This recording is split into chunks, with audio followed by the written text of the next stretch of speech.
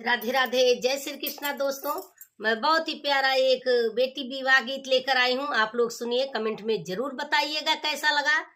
लाइक करिए, शेयर करिए। जो लोग नए हैं चैनल को ज्वाइन भी करिए। वीडियो हाइप करना मत भूलिएगा। तो ये प्यारा सा बेटी विवाह गीत सुनिए। हथवा में लिए बाबा पियारा जाने हुआ, हे राये लागे दामाद जी। हथवा में लिए बाबा पियारा जाने हुआ, हे राये लागे दामाद जी। कब तू ही गया बाबा, कब तू ही आया, कैसे के हेरा दामाद जी। कब तू ही गया बाबा, कब तू ही आया, कैसे के हेरा दामाद जी।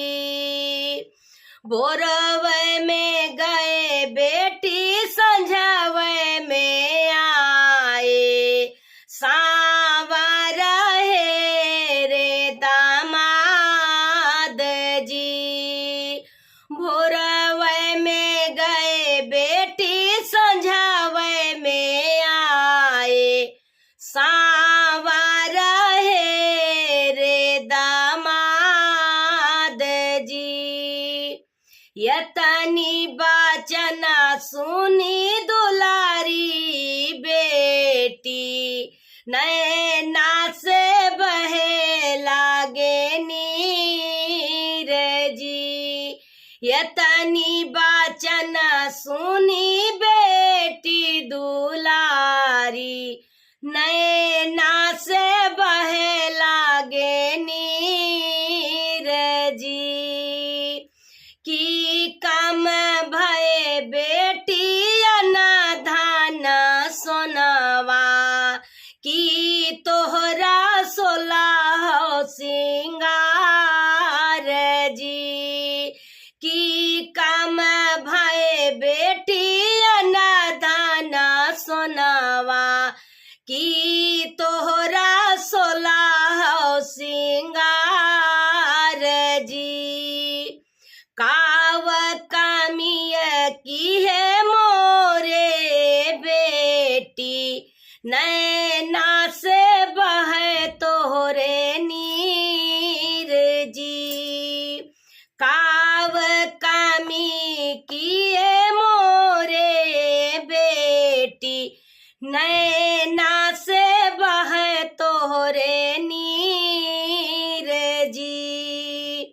नाही काम बाटे बाबा अनाधान सोनवा, नाही काम सोलह सिंगार जी।